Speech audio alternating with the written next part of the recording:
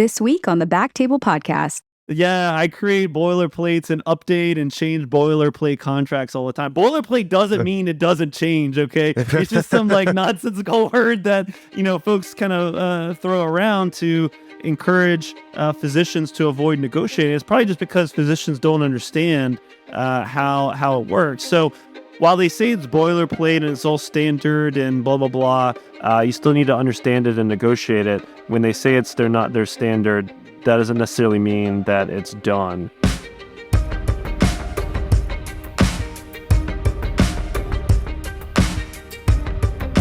Hello, everyone, and welcome to the Backtable ENT podcast, where we discuss all things ENT and we bring you the best and brightest in our field, with the hope that you can take something from our show to your practice.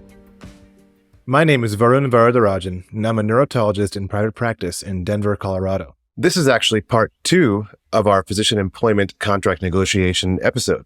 On our first episode, we talked about general contract negotiation pearls and tips from Michael. We talked about the private practice side of things. On today's episode, we're going to be talking about the academic world and hospital employed positions. Well, Michael, can you review how a hospital actually determines the number for an RVU? I know the physician has to, like you said, get an idea of what are benchmarks for your own specialty. But how does an RVU actually calculate that number for you as the physician? Yeah, so when a physician is evaluating an RVU-based compensation model, they need to know a little bit about the local market, how much a competitive entity is paying per RVU. What are the minimum expectations? And then what happens when you go over those minimum expectations? What is the pay rate thereafter? RVUs, just going back to the beginning, are a measure of what you're doing, how much what you're doing is valued primarily by Medicare. And then those same calculations are often used even if you're doing insurance or cash pay. There's just a ton of intricacies to how you're compensated based on productivity and collections, but that's the general overview. But then you need to understand what number do they expect you to make on average each year, and what is that tied to? What information is that drawn from? It really should be drawn from what other similarly situated physicians are doing in the same practice. If it's based on some national average, but for whatever reason that practice just doesn't create that much RVUs and create that much productivity, then that probably isn't fair for the physician. There are some other practices, though. I'm thinking about those that may allow you more access to OR time or more surgical space. Maybe you have really good support from APPs or residents or other staff in your office. But if you're in a practice that allows you the opportunity to be really efficient with your time and create a lot of RVUs, then maybe you should judge it a little bit differently. Each practice should be independently evaluated based on those metrics. It's not like a hard and fast rule that I can tell you that X is a fair number and Y is not a fair number. I think understanding that through the interview process, asking those questions is very important. I don't know that it really needs to be like the first thing that you ask for. I think you should start off with whether you're a good fit for the practice and how they practice, what type of clinical work are they doing, that sort of thing. But then understanding how that calculates into RVUs can be very helpful for you. But most models will say, okay, after a certain number, you are paid a bonus. So one of my favorite things is okay, if you're paid a bonus over a certain number of RVUs, are you paid at an increasing rate or a decreasing rate? Sometimes the more RVUs you create, actually the less that you make per RVU, and that's not super attractive. I've seen some recently that are very much reduced as you go up. And that's really challenging for me to recommend that you accept. I think you should be rewarded for going above and beyond at a higher marginal rate. But looking at those details, I think, is really important for a physician evaluating practices, trying to decide between a couple options, which one is a better fit. And as far as productivity from an RVU, do most locations choose like a 50th percentile sort of benchmark for what you need to meet to maintain a certain salary or your minimum number of RVUs? Is that a pretty common number, or what have you seen in terms of those productivity benchmarks? Sometimes they'll base it on the 50th percentile of MGMA or AMGA or Sullivan-Cotter or whatever. Sometimes they are allowed to pick and choose whichever model they feel like at a time. That's a little bit challenging for me to recommend because my fear is that sometimes they'll pick the one that's least attractive to the physician. If you see a model, though, that says you must produce some very unround number, okay, that's probably based on some external metric, or it's probably based on a flat number per RVU that's just simply multiplied by the number of RVUs they expect you to make, something that's just set kind of arbitrarily in the practice. Sometimes you'll see, for example, the expectation is 5,000 RVUs, let's say. I guarantee you the perfect 50th percentile of MGMA is not precisely at 5,000. That's just a number that the practice is saying, we think that this is a reasonable number based on our individual history. So I think investigating that can be very important. How much they pay per RVU thereafter, it can be based on external metrics like MGMA or Sullivan-Cotter or what have you. Sometimes it's based on whatever they decide they need to pay. And if that's the case, you really need to understand your exit strategy and what numbers others around you are paying. Because if the practice is not increasing those appropriately or not keeping pace with whatever the local market is paying you, then you need to be able to explain that to the practice and say, look, here's where things are going.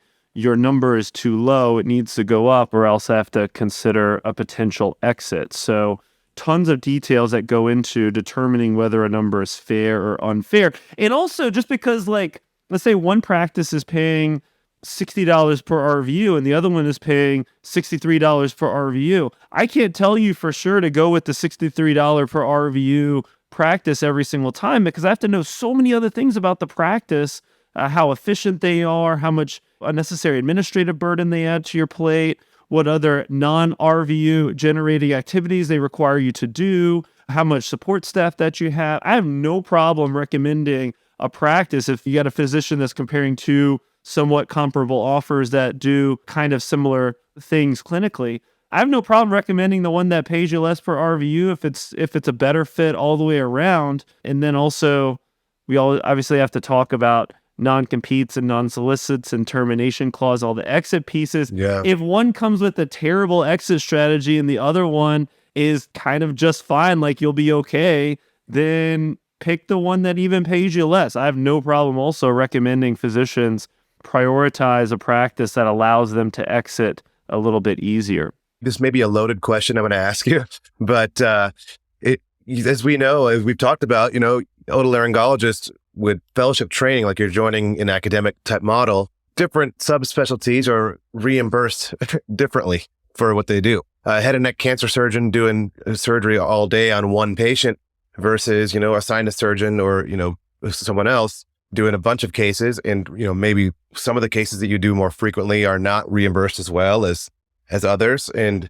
sometimes you just need to do one big case and that's all you need to do for the week. I'm exaggerating, obviously, but is it safe to ask, does everyone have the same RVU goal despite their subspecialty? And what is the distribution within that subspecialty of people meeting, the limit or feeling stressed about it? Can you be asked to talk to those physicians themselves? Or is the RVU target stratified based on the average RVU income, and within that subspecialty? And this is me asking from a private practice standpoint, because I didn't get deep enough into an academic contract negotiation to really think about this. But what are your thoughts on that scenario? It's an incredibly important question. This is one of the things that we dive very deeply when I come on to represent a physician during a negotiation. What are you being actually asked to do on a daily basis? Are you going to have access to some of the procedures, some of the activities that compensate you on a very high rate, either collections-based or RVU-based? Or not? Are you going to be asked to do a lot of other things that just aren't compensated as highly? And making a decision not based on what is paid per RVU, but how your day is going to look like, how, what type of cases you're going to be able to have access to, how you're going to be able to build your practice, that sort of thing can be much more highly correlated with your future success, including your future compensation, compared to one that just pays you a little bit more per RVU. Your question really just hits to the heart of a very thoughtful negotiation, particularly on your first contract. A lot of second contract, third contract physicians, if you're changing positions, this is really going to hit home, and you're going to see folks in the same practice that maybe are working side by side, but have a very different clinical mix. And that mix leads to very different compensation totals, even for physicians that are, I guess, theoretically in the same practice. So yes, MGMA and some of these national metrics will also be able to subspecialize, to talk about what is reasonable within certain subspecialties. And some just, they don't pay as high. For example, my wife's a psychiatrist. Adult outpatient pays per RVU far better than child outpatient. You can see a lot more adults than you can children. It's just a lot more efficient that way. So if, like, for my child psychiatrist, I really don't want them to be judged on a metric that's meant for adult psychiatrists. That's a great point. And the same is true for resource access. I'm thinking as an ear surgeon, I'm joining an academic center with 2 or 3 or 4, whatever other ear surgeons, and they all get 2 residents per clinic. Sometimes they may run 2, not simultaneous, but, staggering operating rooms at the same time. But then they tell me, oh yeah, your plan for you is going to be, you get this much OR time a week. You're obviously running 1 room early in your career. And then, you get a resident or an APP for your clinic. And then once you're past your guaranteed salary, I would feel very nervous asking, well, why is my RVU target the same as them? Whereas they're getting more resources. How do you recommend somebody navigate that? Yeah, I think negotiating for more resources is actually quite a bit easier than negotiating for a higher RVU number. That's a great way to win more compensation. If your employer is paying you, let's say, $60 per RVU, they might be paying that same number regardless if you have 1 scribe and 1 MA, or 1 scribe and 2 MAs, or 3 residents, or 3 APPs. Like, it really just depends on what they're providing you. And if they're providing you with tons of resources, then it's going to be easier for you to focus your time, your activity, your professional work on things that help patients the most and create more RVUs. So if you want to negotiate for more compensation, one of the best ways to do it is actually not asking for more compensation, not asking for a higher base salary, a higher RVU number, or whatever. It's actually negotiating for more employer resources. Marketing efforts too. It depends on how your practice is set up.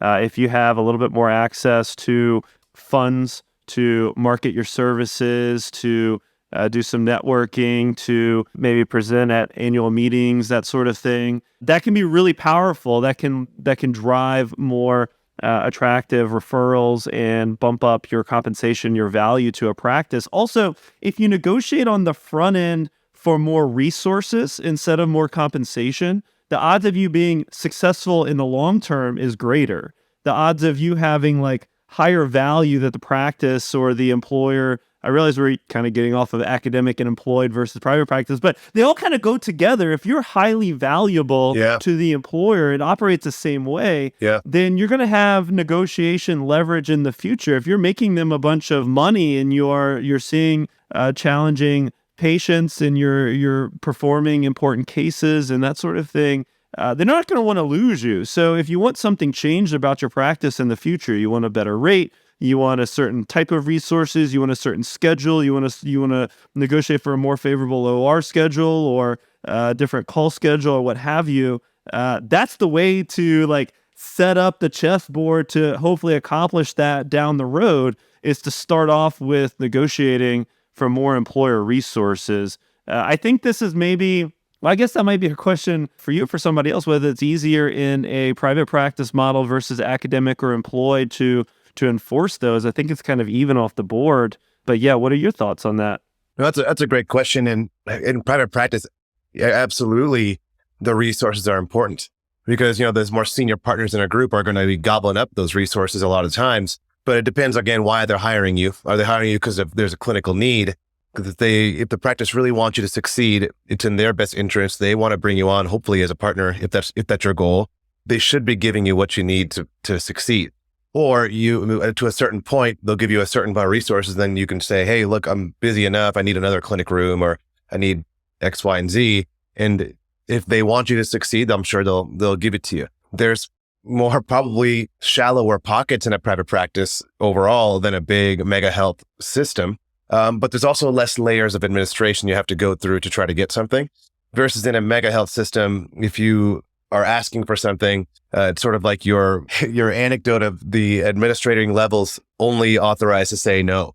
So who you're supposed to turn to? I've heard of that a lot, as well, where it's like you can show that you're being productive. You're filling up their OR schedule. They want to demonstrate operating room activity in their operating room. They want you to keep your clinic schedule generating revenue for them. That should be sufficient to be able to ask for more resources if you aren't meeting the obligations that are outlined for you in your contract, right? No. And so I'm sure it must depend on the system, how easy it is to ask for something. But your point to negotiating for more resources early is such a good one. Yeah. Let's touch on systems for a moment. There's such an interesting corollary between big systems with multiple administrative levels and law. I actually started my law practice at a pretty large law firm, something with a couple hundred lawyers spread out over probably a dozen states. And if you ever wanted something like important, you're asking for more compensation, the general message was like, yeah, we'll put that on the next quarterly partners meeting that's happening over the summer. And it's like, wait, I need an answer now. Like, I might leave in a couple minutes if I don't get an answer. I can't wait until the next quarterly, like whatever meeting. I'm not going to deal with that. And I was lucky after that. I worked in some really nice, small private practices where there were only a couple folks that owned the practice. So if you ever had an idea or you wanted to get something done, you had like one or two people you talk to and they either say yes or no, and then it's over. Like, I like that decision-making process so much better. It was so much easier to understand exactly where you stood and to advocate for things that would be helpful for you and for the practice very quickly and efficiently. So folks are looking at different employed models. You're looking at compensation models between something that seems like very large and bureaucratic versus something that's maybe smaller, nimble, a little bit easier to adjust quickly, maybe a little bit more dynamic. That's another great reason to pick one practice over another. I have no problem recommending someone pick a practice that pays, I don't know, $55 per RVU for in that environment compared to $60 or $65 somewhere else. You might end up far more successful in that model, that environment, compared to one that might pay you a very, very small marginal increase in compensation per unit of work, but is going to be very difficult to get meaningful changes. Do you think if you're the first subspecialty in a mega health system, let's say I'm a neurologist, right? And so I go and join a mega health or an employee. I don't want to keep using the word mega health, but an employed system or an academic center that's looking for their first neurologist, a new academic center. Do you have any leverage as far as your RVU dollar amount because you're the first one? And they're obviously pulling external data metrics for that. Would you encourage to try to, use that leverage? Absolutely. I think if you're the first or one of only a small number of highly specialized like surgical subspecialties joining a large system, negotiate that first one, I think, really as hard as you can. Like, you really got to push before you get in there. Okay. Push really hard on the exit strategy pieces, because once you're in there, compensation's always going to be a little bit flexible. It's really hard for us to lock in compensation, a certain like amount paid per RVU, a certain base, a certain whatever for a really extended period. But as soon as that non-compete is out there, that's 2 years, 50 miles or 2 years, 30 miles, you're almost never going to negotiate that piece to be better in the future. Like, negotiate hard on how you would leave and how much leverage you can use, like exit leverage you can use to extract a fairer deal, more appropriate changes in the future. But also negotiate compensation. I've done that recently, thinking about a particular surgical subspecialist that we negotiated a very specific rate per RVU that extended out. I think we got it out to 2029 or 2030.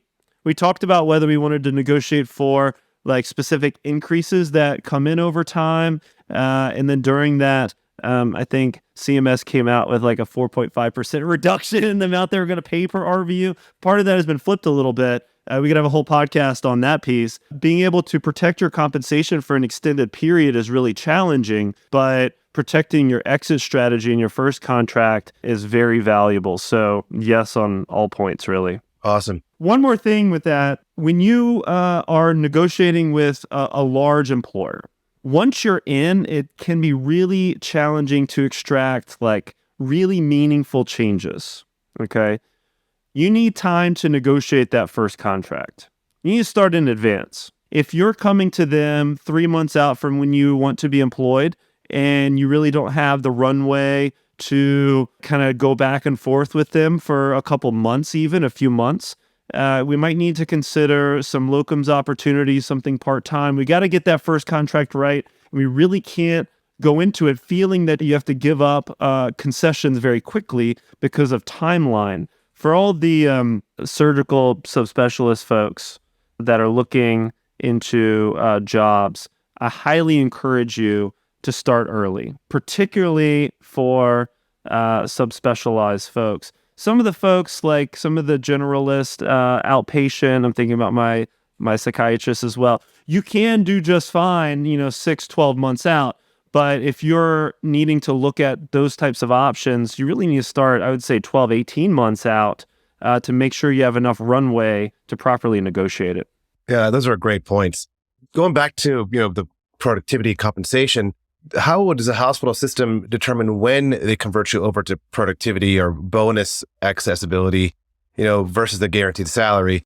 I'm assuming that they're going to be offered the same thing for every physician, but have you ever seen that negotiated to change? Oh, definitely. I love negotiating that piece of when that switchover happens. Sometimes the switchover is a little bit too far out into the future where the physician's actually giving up a pretty lucrative piece of their bonus by guaranteeing a base salary for a little bit too long. It really just depends on how they set it up. Sometimes one of the most lucrative things that we can negotiate is the physician option at any time during, let's say it's a 2 or 3 year period that you're on a flat salary.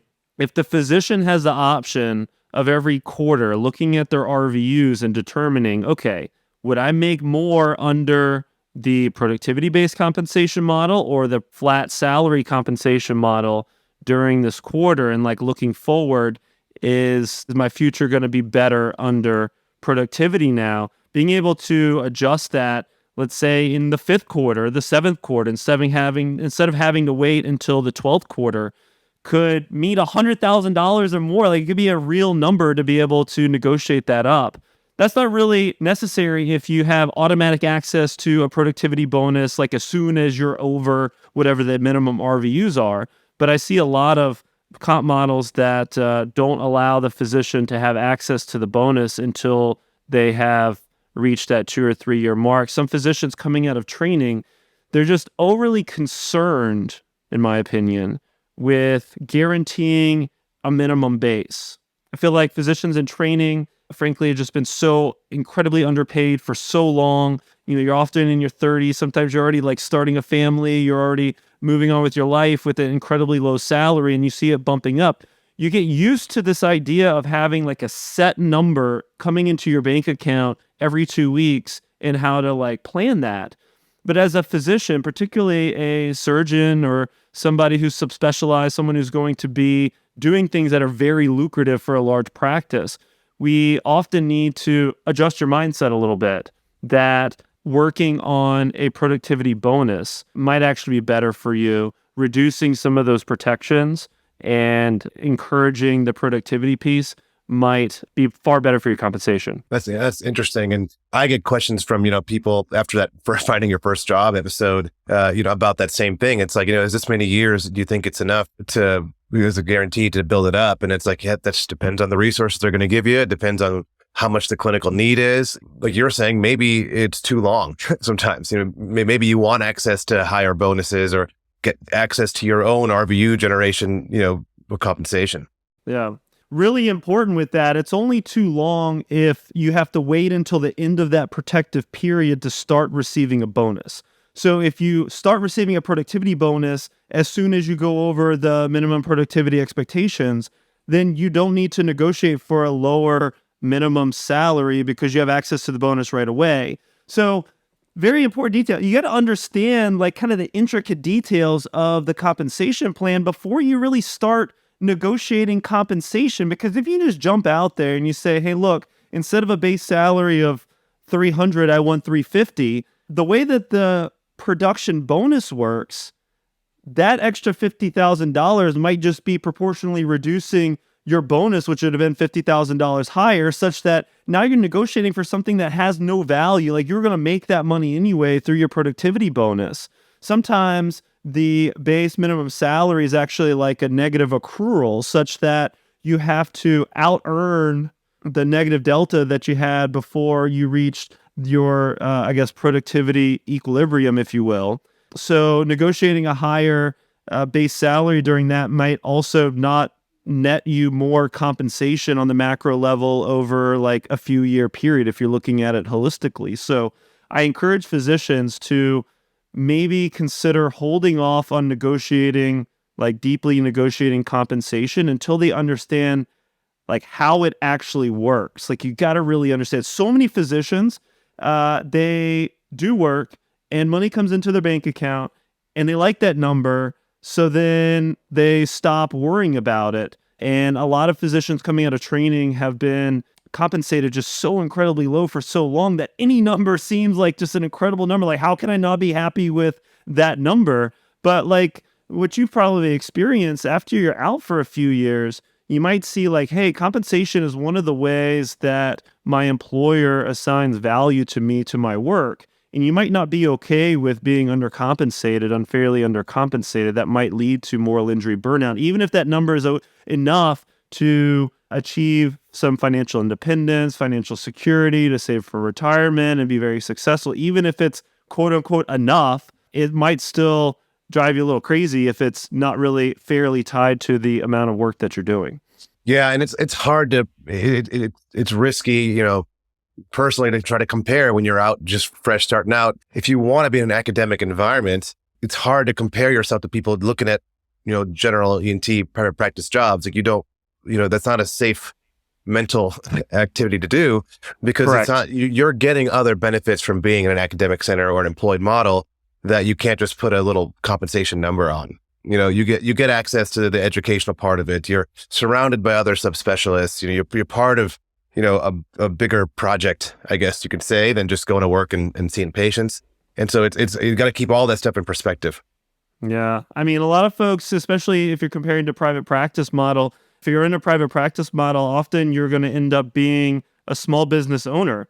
I'm a small business owner, and I'll tell you, it's not the easiest thing to do. You have other like things that you have to worry about and learn how to do. And some people don't want that. And that's okay. That is totally okay. I have no problem recommending that physicians who are not attracted by that don't pursue it. But some also, I fear that there's just not enough training, not enough education in residencies and fellowship programs to understand the pros and cons of those various models. So hopefully everyone listens to podcasts like this one maybe has a better understanding. Actually, I have a question about, you physicians just coming out and looking at academic jobs.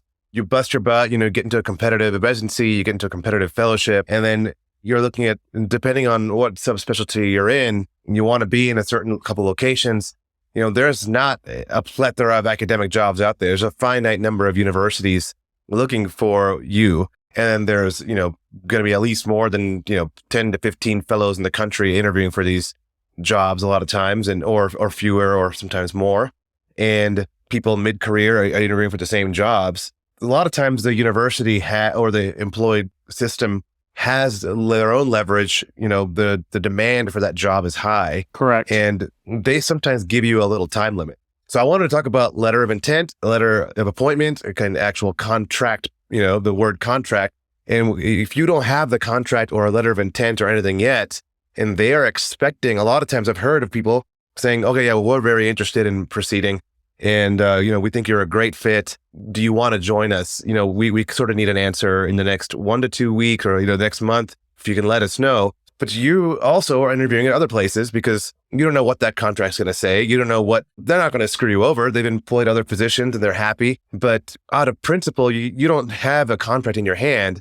How are you supposed to give a verbal commitment to them and consciously do that while interviewing at another university in the same state, in a different city, or, in the same region of the United States? How do you recommend someone navigate that in an environment where the academic jobs are so sought after? Oh, this is so challenging. I'm glad you brought this up, because it's one of the issues that physicians looking at academic positions come to me questioning quite often. Look, if an employer has a very attractive opportunity that they're presenting to you, and they say, look, we have other folks that have interviewed and we really need to answer in like 2 or 3 weeks. What's your answer? They might hold you to that deadline. That is entirely possible. And it's really challenging for you, though, to accept that job because, what is the term and termination clause? How much is it going to cost me to leave? What kind of negative aspects of the contract are out there that I don't even know about yet? You're looking at intellectual property clauses and outside activities clauses, moonlighting clauses, all those sorts of things. For example, folks that might run a really cool podcast like Backtable, like they need to know some of the details about the outside activities clause, because how would you know for sure if you can do something like this without knowing that? So, and it's really hard to negotiate those things on the front end when you're just being introduced to the practice. You're trying to see if you're a right fit and trying to see if the clinical mix is correct. So it's incredibly hard decision. I see a lot of physicians that might actually have an offer from what they think is probably their second best option or the third best option before they have an answer from their most attractive option, the one that they're most excited about. And look, sometimes I've recommended and I've encouraged physicians to accept that second best option because we don't know what the first best option is. And if that one falls through, now we're in a bit of a pickle because you've let one go, and the one that you're ultimately going to land might be your third or fourth most attractive position. So I realize that's not the sexiest answer here because I don't have a clean, you should do this or you shouldn't do that. It's very fact specific, depends on your personal risk tolerance, how far along you're in with discussions with the other practice. From a legal standpoint, as your lawyer, I can't recommend that you sign an employment agreement or a letter of employment or signing any document that has these just meaningful legal impact as a physician contract does without reviewing it, without understanding it. I encourage everyone to hire a physician contract lawyer to help them understand what the deal is, even if you're not negotiating, even if this is the most attractive academic appointment ever and you feel like you really have to either accept or move on, that's okay. But you really need to understand what the pros and cons are, what the legal implications would be of exit and your future options before you sign. I would add to negotiating or talking with multiple suitors is very common and should be something that you get comfortable with. Hate to use the dating scenario, but talking to more than one person at a time versus being in a committed relationship, being in a marriage. You're just at a very intro dating stage. It's okay to talk and understand what other options you have out there. You haven't committed to one person, one employer yet. It's okay to see what else is out there. So negotiating and having multiple conversations with several employers at the same time is totally appropriate. And I highly recommend that you do that because having those conversations is going to give you more insight on the employer, the advantages and disadvantages of whatever employer you ultimately choose. You're going to go in far more informed, making a more thoughtful decision if you do it that way. Yeah, and it can be very challenging. I know, like you said, there's not a perfect answer for that. But a lot of times, if you're deciding between 2 or 3 universities, these academic communities are small. We all sort of know each other. A lot of neurotologists, a lot of us know each other. And so if you say, yeah, I'm definitely interested, and then you finally get an offer from the place you really want to be, and you're in the middle of it negotiating the first contract despite you verbally agreeing, and you burn that bridge, people are going to know about it. It's a challenge. Yeah. I deal with conflict all day long. I'm a lawyer, right? So suing people and sending mean letters or whatever, it's pretty much par for the course. I have to remember though, for physicians, y'all are a community. Y'all are a very small community too. So I think being upfront, especially if you're negotiating academic options, being upfront with where you're interviewing and where you stand, I think is appropriate. I think it's a good thing to maybe also have some soft skills, judge the folks, the individuals that are trying to recruit you, where they stand, how to best communicate that with them. I would say once you sign a letter of appointment, that's like kind of often the end game with academic employed positions is the letter of appointment. Just to back up for a second, you need to make sure what the end is. If the end is a letter of appointment and there's no contract coming after, you need to know that. Or you might want to ask early on, like, how does this process work? Is the job decided at the letter of intent or letter of employment stage, or is there an employment contract at the end that will be coming? Just explain to them that I want to understand what the employment contract is before I accept any position. So I just like to understand how your process works. That can be very powerful for you. And all of those things are negotiable. Letter of intent, letter of appointment, just like a contract. And, they may have compensation information. They may have, non-compete information, whatever they want to put in there. And if there's things they don't mention, then you can safely assume there's going to be more stuff that's potentially negotiable later. Yeah, that's one of the challenges. So many employers will want to push you to negotiate at the letter of intent stage. When you get a letter of intent, it typically has just some basic information. It might have, 4 weeks of PTO and $300,000 base salary, and you get a 3% match on your 401k, which is 401k is not negotiable. Like, you kind of have to accept whatever like match they're providing you.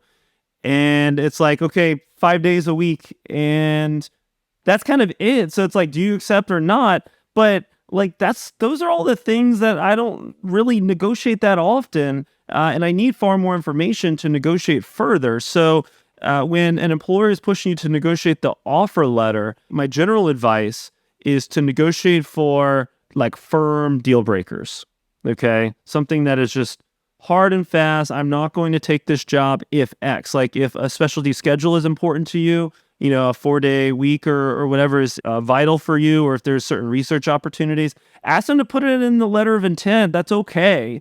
Otherwise, I say, let's get to the either letter of appointment stage for the academic positions or the contract stage or whatever their like final document that they're asking you to sign. Let's go ahead and get to that so that we can negotiate in like one move, one document, one response that explains what we will need to move forward. Because, like, for example, if you're negotiating salary at the offer letter stage, you probably don't know what they're paying per RVU. You don't know how many resources they provide you. You don't know how they're defining your job necessarily. Like, if you're subspecialized, like something that you spoke about quite a bit during your podcast, whether you had access to practicing primarily or solely within your subspecialty, or if you had to do more general ENT work, that sort of thing, that's probably not going to be in the offer letter, the types of activities that you're going to be allowed to do. They might not even break down, like if you have a 0.2 FTE, like 20% of your work is towards academic activities or research activities, or you're negotiating specific carve-outs, that might not also be in the offer letter. Trying to get all of that together in the contract and then negotiating from a place of like knowledge and understanding about the pros and cons of the job is very important. Sometimes a bit of a challenge, though. Yeah, and this is all such good information. And some of it would be good for me to have known. When I was a resident or a fellow too. And so this is such a good podcast. Full of free information. But I want to talk about some potpourri of other things before we run out of time. I want you to discuss a few terms, for the listeners. What is a restrictive covenant, non-compete clause, and a non-solicit? What is the difference between these, and how do these play into your contract negotiations as a surgical specialist? Yeah, absolutely. So restrictive covenants are contract obligations that restrict what you can do outside of the employment, both during the contract and after. Okay. One of the, I guess, back to basics type issues we need to discuss is that there are physician contract rights and obligations that survive the end of the contract, often no matter how the contract is. If it ends, if the employer terminates, or if you terminate for cause or without cause, however it ends, there are a number of contract obligations that survive the end of the contract. So probably the most infamous, if you will, is the non-compete. The non-compete usually speaks to some geographic and time restriction on where you can practice medicine after the end of your employment. But there's also something called a non-solicit clause that speaks to your relationship after the end of your employment with patients. It's the most obvious one, but also with coworkers and sometimes referral sources. A referral source can be one of the most valuable things that you take away from a job. Like if you have a bunch of referring physicians that you develop relationships with, even if the non-compete, let's say it's 2 years and 20 miles, you set a practice 20.1 miles outside, the non-compete might not have much of a restriction on how you practice, but having some sort of meaningful limits on how you can contact your prior referral sources could be a really challenging piece of your exit strategy.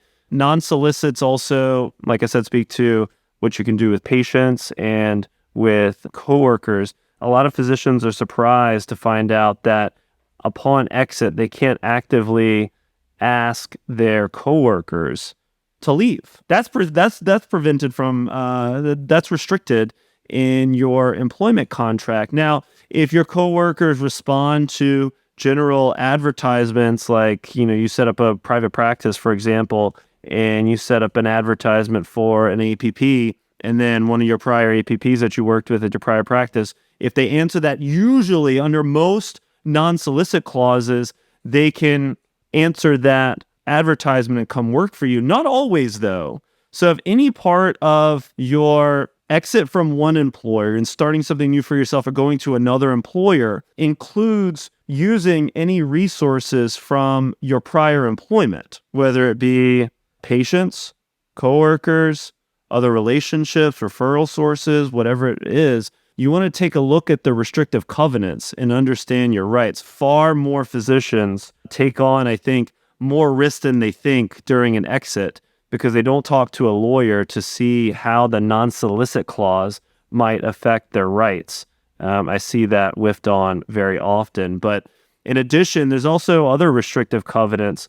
Another one is confidentiality / non-disclosure, kind of same thing. Sometimes it's shortened to an NDA, but these confidentiality clauses restrict what you can say about your employer, about the employment upon exit. For example, I would love to have a podcast where, everybody said exactly everything that happened in every employee position, like the nitty-gritty details. But often that type of sharing would be restricted under the confidentiality and non-disclosure clause. Look, I think you can take that too far, though. Like, someone asked you how the job was, I think you can typically, depending on your clause, give a response. But if you're kind of airing out some grievances publicly, then that's probably going to be restricted under the confidentiality / non-disclosure clause. So I guess specifically in contract negotiations for a surgeon, I'd be really thoughtful about where you would go after you leave and what contract obligations might make that exit more challenging. The most obvious is the non-compete. Like, you want to have as few geographic and time restrictions on where you can practice as possible. For folks in academics, like, you might be leaving town anyway. So often the non-compete is not the most restrictive piece of your exit strategy because, if there's only a handful of academic positions and it's most likely your next best job is going to be out of state anyways, then your non-compete is not going to matter as much. But I would look at that, particularly in private practice. The non-solicit is very important, just understanding what happens if one of your patients contacts you after you leave. Can you accept? Almost all non-solicit clauses are going to restrict your ability to directly market your prior patients. And that makes sense, right? Mm-hmm. You can't take I can almost say with very high certainty that your non-solicit clause is going to restrict your ability to take a patient contact list and send out a mailer to everybody on that list, letting them know, hey, I used to be your doctor here. Come see me at the next location. Yeah. That's almost certainly going to be restricted. And if not, I think that practice's lawyer has some explaining to do. But there's some details after that are really challenging. Like, what happens if a patient contacts you? Where can you advertise? Can you advertise just generally in the community? Some non-solicits will even restrict where you can post advertisements and how you can access that. Social media is a big thing too. We're seeing a lot of physicians that are developing very meaningful, useful social media platforms, and very few physician contracts that I read speak directly to what happens to your social media platforms upon exit. If, let's say, you're using some of the work that you're doing for the employer to build up your social media platform, what happens to that work? Are you allowed to keep it and move on? Are you, if your employer is applying any of their resources to building your website, building your social media presence, maybe social media training, that sort of thing, they build a Facebook profile for you to help you market in a certain way, that might be the employer's property, not yours. So you might be shutting down the thing that you just built because it's actually the employer's. I got a demand for that the other day to shut down a Facebook profile that was actually developed with employer resources, not with the physician's resources. It wasn't a surprise to us in that instance, but I see some that it probably will be a surprise. So yeah, the term restrictive covenant, everyone thinks that's only the non-compete, but there are so many other restrictive pieces. Restrictive prominence. Covenant is another word for a promise. Restrictive promise is what we're dealing with. What promises are you making to your employer now that will survive the end of the employment? And remember, let's say your employer goes total cowboy and cuts your compensation in half. A lot of physician contracts will still say that the employer can enforce the non-compete and the non-solicit and the confidentiality and all of those negative aspects just the same, regardless of what future compensation holds. So that's why it's so important to understand how you can leave, because if compensation or obligations changes over time, you got to be able to comfortably leave without too much pain. Yeah, the whole non-compete clause, a lot of things will affect that, right? So location, you said you're in the university and there's one university in town and you're going to look for academic jobs, you're leaving town. But other things, like if you're in private practice, then population density will affect it. The implementation of a hospital recruitment agreement or a physician recruitment agreement will significantly impair that practice's ability to do non-compete, like aggressive non-compete. Market saturation, will probably affect that. What was the recent news story in regards to the FTC and non-competes? Does that affect us at all? Yeah, so not yet. So I think it was January 5th, the FTC, Federal Trade Commission, is what FTC stands for. They set up some rules, their administrative body that sets up some rules for promoting free and fair trade. So one of the things that they're looking at is non-competes, like, is this fair to competition? And look, I think the answer is generally probably not. It's not fair typically to employees, but the rule that they proposed is very broad. It basically says that every employed person in the U.S. can't have a non-compete. And even if you try to be a little sneaky about it, try to phrase it as, a non-interference clause with various employers and blah, blah, blah. The rule is basically saying, we'll look through that and see if it's actually a non-compete in practice. But the primary motivating factor for the FTC's proposed rule was low-wage workers getting hit with very punitive non-competes. The craziest example was Jimmy John's sandwich maker had a non-compete of 2 years and 3 miles or something like that. If you Google Jimmy John's non-compete, wow, you'll run into some stuff. There's another example that the FTC cited that spoke to an overnight security guard that was earning minimum wage or something close to minimum wage and was also restricted by a non-compete. It's these folks should never have non-competes. This is just so blatantly objective, there's no way. So that's the primary underlying motivating factor. The FTC, the comments about the proposed rule, okay, the rule's not final yet, okay? All non-competes are still enforceable where states allow it, that sort of thing. Nothing's changed on the federal level yet. It's just a proposed rule. But the commissioners write these long explanations about why they're proposing this rule and the pros and cons and that sort of thing. So you get a real nice insight into why they're wanting to do what they're doing. But the primary motivating factor was low-wage workers, not high-earning physicians, highly employed physicians, and not executives. So one of the questions that was posed for like just contemplation for the comment period, whenever the FTC proposes a rule, there's usually a 60-day comment period where folks can write in their feelings. I'm sure a bunch of healthcare employers and national groups are going to comment on my comment as well. But they're asking for some guidance on whether this rule should also apply to executive managerial level folks, or if there should be some sort of compensation cap. So a lot of states are starting to put like a minimum cap on compensation. I know Illinois just did this. I'm pretty sure Wisconsin, Washington has the same, where they're making them, for example, illegal for folks making under $100,000, but you can't have a non-compete if you make more than $100,000 or whatever. So I suspect that ultimately the FTC will pass something that restricts non-competes on the national level. I don't know that it will apply to physicians. There might also be industry carve-outs, like there's a carve-out for healthcare. There might be a carve-out for the financial industry, for real estate, that sort of thing. I know some industries are requesting carve-outs. So there might be an industry carve-out. There might be a salary carve-out, or like a total compensation carve-out, and there might be a carve-out on managerial level, like senior level status, whether you can have a non-compete.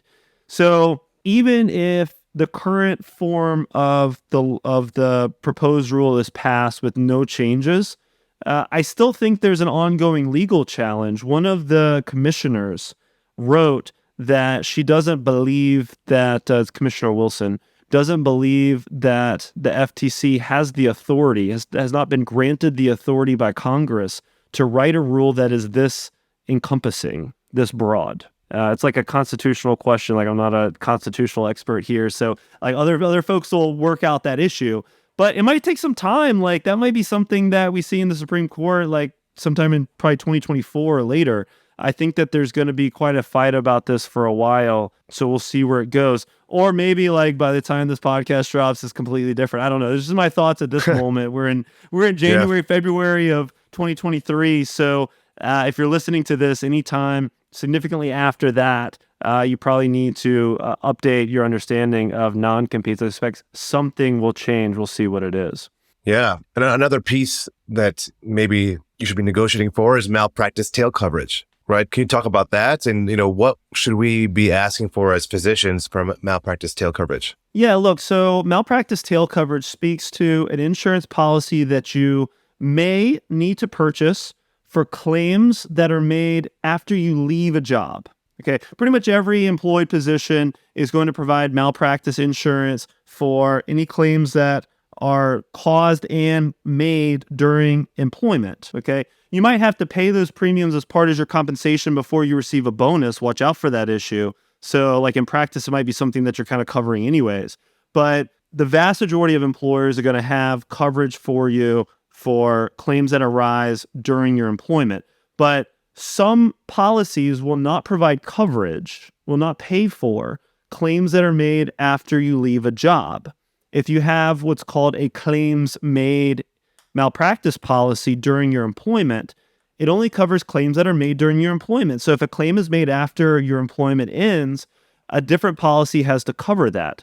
Now, occurrence malpractice insurance provides coverage for all claims that occur, all instances of malpractice that occur during the employment. So if you have occurrence, then like unless you have some very interesting, unique exception, I don't know what that would be exactly, but you do not have to purchase malpractice tail. Double check that, okay? Don't just run with that based on this one word during our podcast, okay? But generally, that's how it works. So an important question for physicians is, okay, who pays for that malpractice tail policy? And how much is it? For some specialties, it's relatively low. Like my psychiatrist, it's relatively low. It's not as big of an issue, okay? But for surgical specialties, that could be like a third of your salary. That could definitely be a high, a 5-figure, maybe even a low 6-figure number at times, depending on how long you've been practicing and what your claims history is, that sort of thing. There's a bunch of factors that come into it. So an important piece of your exit strategy can be, can I pay my malpractice tail insurance premium? Do I even have enough money to buy myself out of this job because someone has to pay for that? A lot of surgical contracts will require the physician to pay for malpractice tail. Okay. Depends on the practice setting. A lot of academics will probably pay for it, are more likely to pay for it than smaller private practices. But it can be an important issue to understand your exit strategy. How financially punitive will it be to try to leave this job? So you can negotiate malpractice tail. It's actually one of the most common things that are negotiated in a contract. I know of very few employers that will say, oh, the physician's asking for malpractice tail coverage. That's terrible. I'm going to pull the offer. Like, I really don't see that in my practice. It's a super reasonable ask. And frankly, if you're not asking about malpractice tail one way or another, or at least investigating it, then you're really not evaluating your contract. But you need to understand who pays for it. If the employer wants the physician to pay for it in every instance, then most physicians will say, well, employer, actually, I would like for you to pay for it in every instance of exit. And sometimes the employer will say yes to that, depending on negotiation leverage. Sometimes they'll say no. A lot of times physicians stop at that yes or no stage and just move on. They're like, well, I lost that negotiation. I guess I got to sign the contract. There are a number of steps in between yes or no that physicians can explore. And this analysis, if you're looking at the non-compete clause, it tracks very, very closely. Okay, it's basically the same options between yes and no. There's multiple options between yes and no. An option that you have is to say, okay, if I leave this job within the first 2 years, 3 years, 5 years, whatever reasonable period you come up with, I will pay malpractice tail coverage. But if I'm loyal to you, if I stay for an extended period, then you should pay for malpractice tail. And you can phrase it as can you reward me for my long-term loyalty? Who's going to really say, oh, you're so unreasonable for asking that? That's really not the case. If they say no to that, you can ask for a graduated, phased in. Look, if I stay for 1 year, you pay 20%. If I stay for 2 years, you pay 40%, so on and so forth. You can also ask for the practice to cover it if the practice terminates you without cause. If they just decide hey, look, we don't have the clinical volume anymore to support this physician, or the relationship just doesn't work for us anymore and we need to look for other options. That's entirely possible. I think it's incredibly rare right now in physician world for employers to really lean on employer termination without cause to end a contract. It's usually ended in a number of other ways. But you can ask for a carve-out for termination, employer termination without cause. And it makes sense, right? If the employer is having to end your contract because they want to hire somebody else, they don't want you to remain employed anymore, and you're willing to stay employed, then it would make sense that they should assume some sort of penalty for that. I think that's a very reasonable ask. So that's another middle ground that you can request. You could probably request some sort of cap that says hey, look, I'll be responsible for X amount of malpractice tail, but you have to pay for anything over that. That's another reasonable middle ground. There's a number of ways to negotiate it, but really before any physician signs a physician employment contract, they should have an idea of who pays malpractice tail and have an idea of how much it's going to cost. That, along with the non-compete and the non-solicit, and then understanding the term and termination clauses, understand how much time you have to give and what are the other penalties for exit, are some of the low-hanging fruit from a lawyer perspective, from the legal aspects of your physician employment arrangement that you need to know before you sign. Well, that's really good advice. And we've talked about a lot of stuff, what we can negotiate for malpractice tail, obviously, just about negotiating for clarity, what is the contract even saying, compensation, obviously relocation, maybe some loan, student loan payment stuff, signing bonus. Can you touch on MGMA data? Can you touch on MGMA compensation data? Is the 75th percentile we keep hearing about, is that a reasonable starting point for contract negotiations? What is your take on that? So I'm not a big fan of using, on the physician side, using MGMA compensation data to decide whether the employer's compensation offering is fair or unfair. I can't really tell you whether this employer's offering in the 75th percentile is unfair or their 25th percent offering is completely just fine until I understand what you're required to do for the job. What are the job obligations, right? And also, like, when we're looking at compensation, we're usually only looking at the first couple of years. You usually don't have a lot of information about future compensation. Yeah. So if current compensation is in the 40th percentile, there's many times that I recommend physician taking that option because it comes with a future partnership option, the partnership arrangement. If it's a small private practice where it's like, the physicians do quite well under the partnership model, their compensation might shoot up very aggressively in year 4, 3, 4, 5. So like being overly focused on the 40th percentile in the first couple of years would really just miss the whole boat on evaluating compensation. Often too, if an employer is offering you 75th percentile compensation, they're probably also expecting 75th percentile, dedication, loyalty, speed of work, time, all of those things. Their obligations are probably commensurate with the percentage that they're willing to pay you in compensation.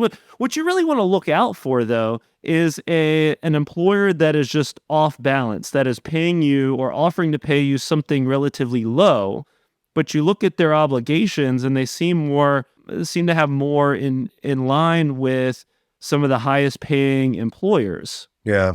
You don't really want to do that. You don't want to give a lot of work for a little compensation. If you give a lot of work for a lot of compensation, great. As long as that makes you happy, then I'm happy. If you give a little bit less work, you have a little bit more control over your work life, your autonomy, your balance, but you make a little bit less, then I'm also fine. Like, that's okay. I want to normalize and encourage physicians to consider how compensation and how obligations tied to that compensation might be a bigger driver of overall happiness than MGMA compensation. At being in a certain percentile, in my opinion, from my view as a physician contract lawyer, has no correlation with your happiness in your career and your job. I see plenty of folks that are quite happy making less than the 50th percentile, and I see plenty of folks that are not happy making at the top end of their specialty. Have you seen large healthcare systems use quality metrics in a physician's compensation package? And how does that affect compensation? And that's not something you negotiate for or, you even talk about in negotiations, right? So quality metrics are a bit challenging to negotiate on the front end. Usually they are decided by like internal committees, maybe physician committees, sometimes like C-suite level committees that determine what factors, what soft factors, what non-productivity factors are leading to success or failure of the group. So they often want to tie your compensation to those things, to quality metrics. I'm seeing this as an increasing percentage portion of physician compensation.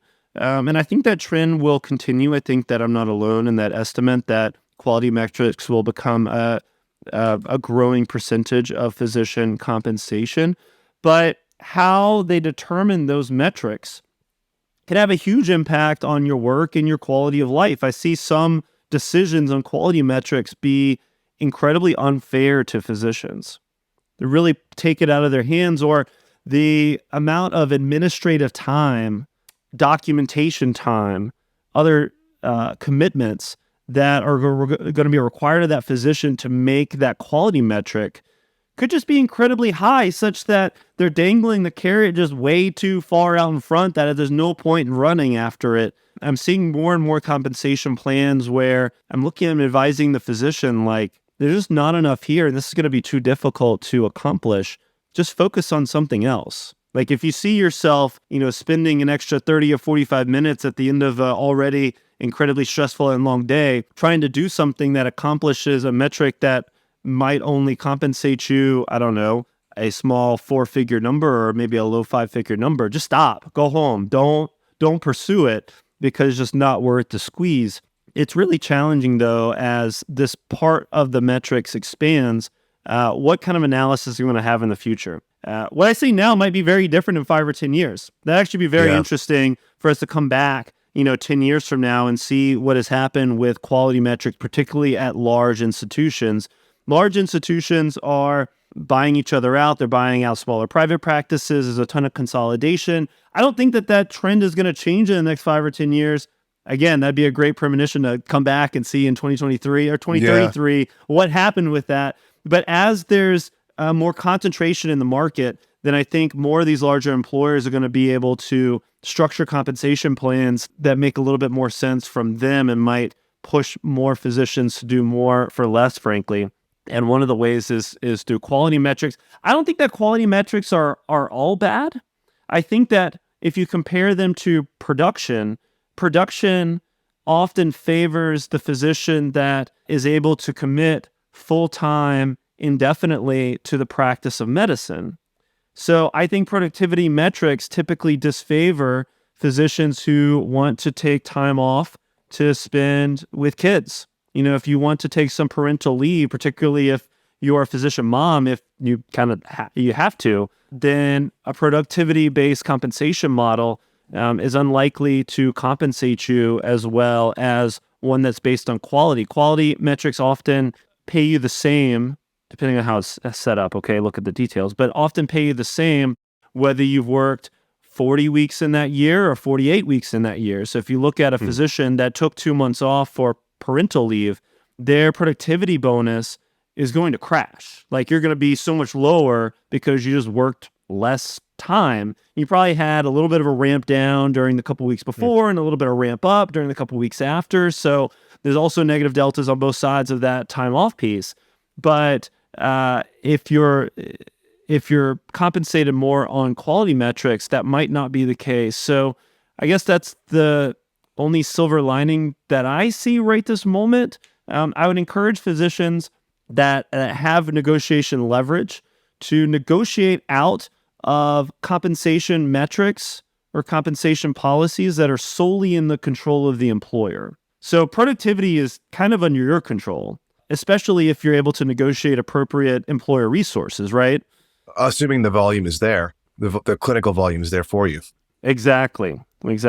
Yeah. So it's really challenging if there's not enough clinical volume. There might not be that much you can do about it. So yeah, if you're worried that the clinical volume is going to drop, then a quality metric might actually help you a little bit. Yeah, like if you're the fourth sub-specialist you're joining on and they're just hiring you because they have the money and they want to grow the program and they expect you to go and network and build more of a referral base. And that's a situation where maybe it would benefit you to be compensated on something other than productivity. Yeah, I think that's great. And look, I have no problem recommending that a physician take the fourth subspecialist, like the example that you provided.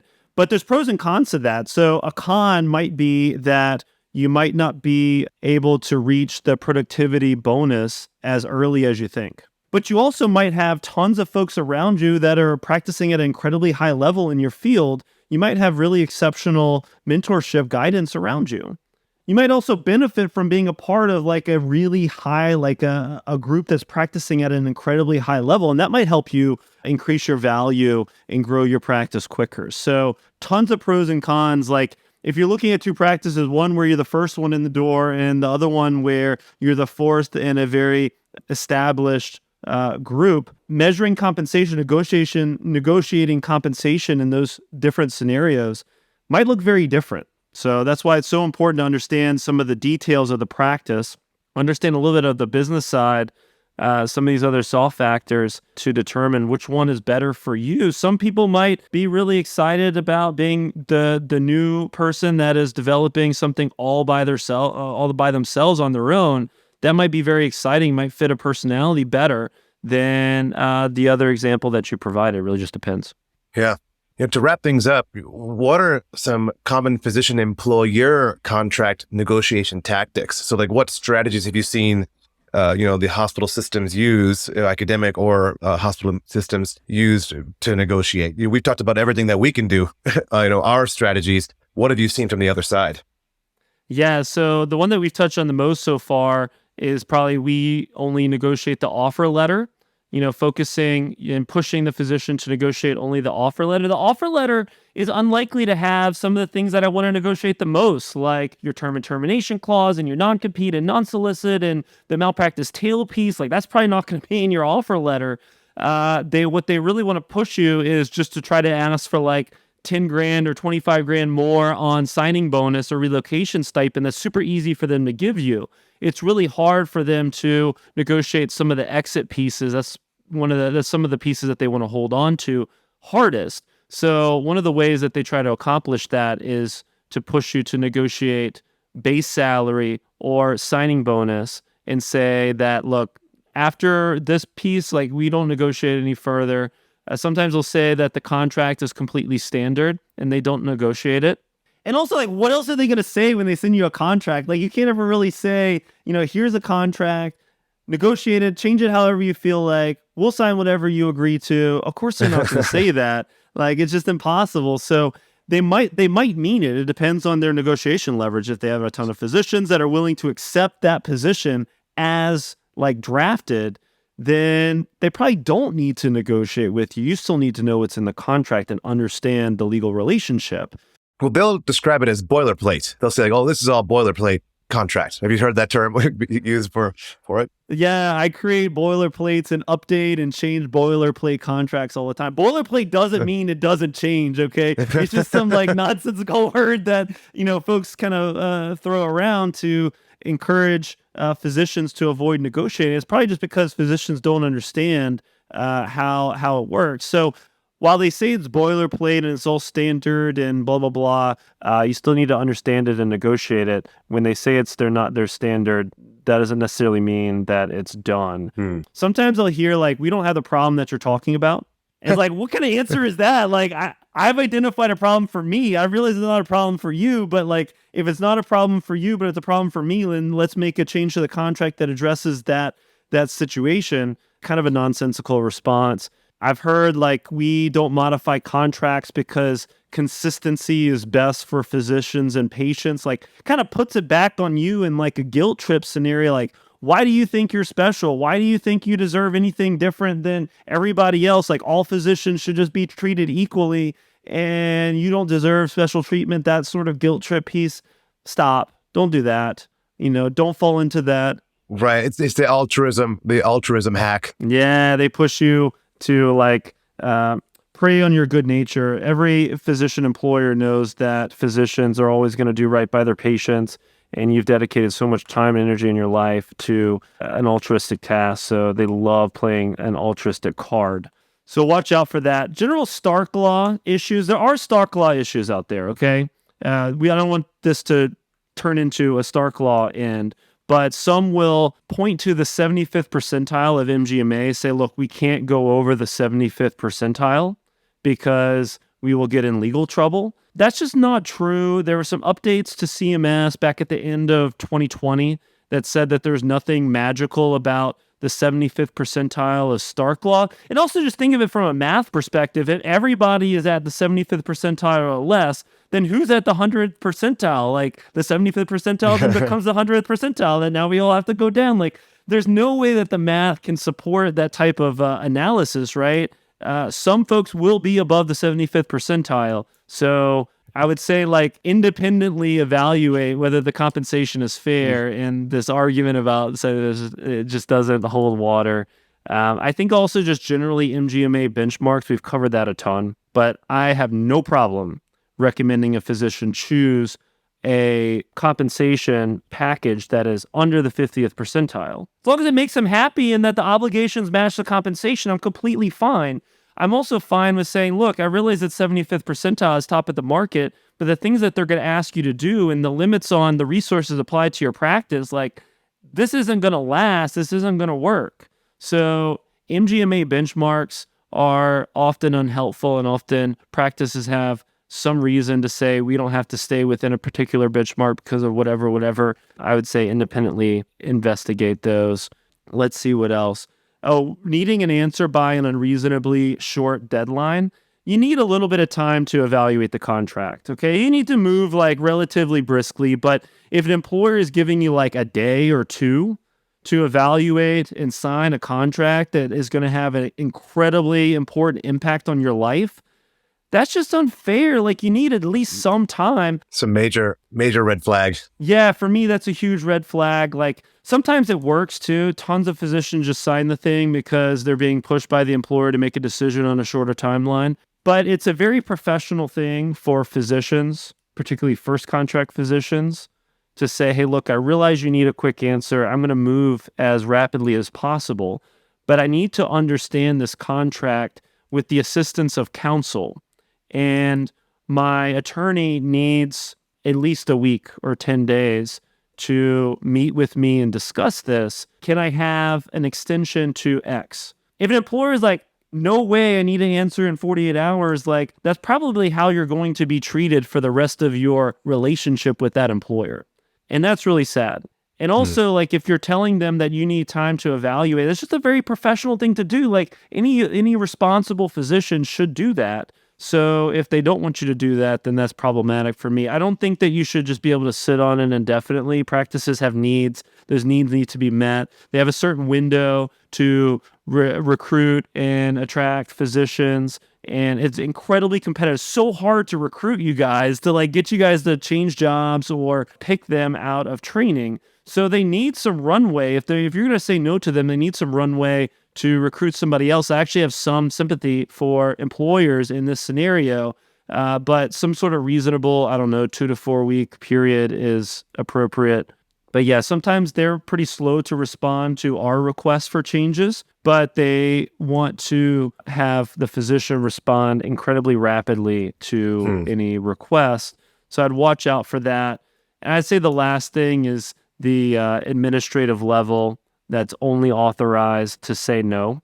There are tons, especially in bigger institutions, there are tons of admin levels that might receive your requests for a change in the malpractice tail payback period or the non-compete or whatever that aren't authorized to say yes. They're just authorized to say no. So, and they're not also authorized to tell you that the only answer that they can give you is no. So an important piece of your analysis is to determine, particularly in large employers, what level you got to get your request to say yes. You probably need some buy-in from whoever is the director of your program, who's ever like in charge of your division. And that's going to be accomplished through your interviewing process. If you interview incredibly well and you show yourself to be professional and you're just a very attractive candidate, then folks within that institution are going to want you to be there. So they might also be willing to go to bat for you a bit for some reasonable modifications to your contract. If you are asking for a sunset clause on your non-compete and malpractice tail, the administrator, like the recruiter level, probably can only say no to that. But the director level within the practice or somebody inside can advocate or can ask for a modification in your situation. It really just depends. So I'd say trying to push back against administrative levels, like some lower administrative levels that are only authorized to say no, can be very powerful to your negotiation strategy. And, I actually have one last question. Some of these things you may be uncomfortable as a physician asking for. You may feel, because you really want the job, right? Imagine those really competitive academic positions that 15 people all applied for. And is this something that you can ask your lawyer to, reach out for you? Or can they write you a letter that you can submit to them on your behalf? Is there any way you can almost remove yourself from the situation to not make it seem like you're being adversarial, when you're asking for these things? Exactly. It can be a very effective strategy. So my first step is to help train the physician to advocate for themselves, to do all communications through the physician, and for the practice to understand that the physician is in charge and the physician understands the contract, is going to be paying attention and advocating for themselves indefinitely throughout the employment. That's the impression. And sometimes that's the most valuable thing that me as a physician contract lawyer can provide to you, is teaching you a little bit about how to evaluate and negotiate. But in some instances, it's better for the physician to say, hey, look, I hired a lawyer to help me understand and evaluate the contract. That lawyer had an issue with this language. Here's what he said. Could we discuss a change that provides for X? So now you're saying, like, it's not me. I'm not saying that your contract is unfair. It's the lawyer that's saying the contract is unfair. And can we have a discussion about it? Can we negotiate it? Sometimes, depending on the size of the practice, it's far more efficient time-wise for me and the practice's lawyer to just get together and hash out the details. Sometimes we can just cut to the chase and be like, yes, no, maybe, okay, here's the best deal that your client can provide to my client, and here is the worst deal that my client is willing to accept, and let's see if we're on the same page. If not, we just need to move on. But if we can shortchange the kind of ongoing back and forth. So that can also be very effective. So one of the advantages of hiring a lawyer is that it can give you that option of letting someone else say that something about the contract needs change instead of you having to do it yourself. Also, think about this. Whenever I'm ghostwriting emails or coaching physicians on how to negotiate their contract, the nature of our requests are going to be highly suggestive that that physician has hired a lawyer to help them evaluate their contract. Like, physicians aren't trained on these things. So if we're negotiating the finer points, let's say, of what is reduced in net collections before the physician receives a bonus, or if we're negotiating for a sunset clause that's phased in on the non-compete and malpractice tail, like, the practice is probably going to guess that you've hired a lawyer because physicians don't always know those things or understand how those things would work in a contract. And that is okay.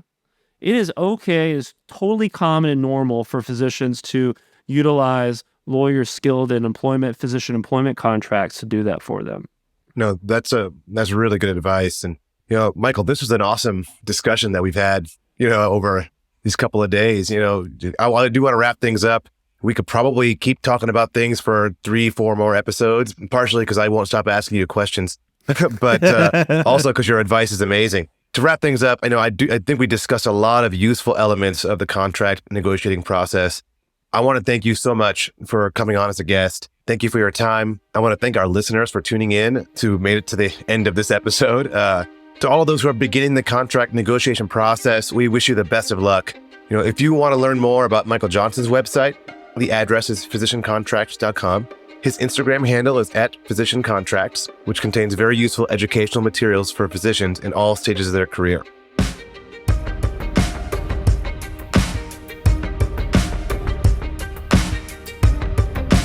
Thank you so much for listening. If you haven't already, make sure to subscribe, rate the podcast 5 stars, and share with a friend. If you have any questions or comments, direct message us at _BacktableENT on Instagram, LinkedIn, or Twitter. Backtable ENT is hosted by Gopi Shah and Ashley Agan. Our audio team is led by Kieran Gannon, with support from Josh McWhirter, Aaron Bowles, Nick Shellcross, and Ness Smith-Savadoff. Design and digital marketing led by Brian Schmitz, with support from Taylor Spurgeon-Hess and Ivan Orgodzinsky. Social media and PR by Chi Ding. Administrative support provided by Jamila Kennebrew. Thanks again for listening, and see you next week.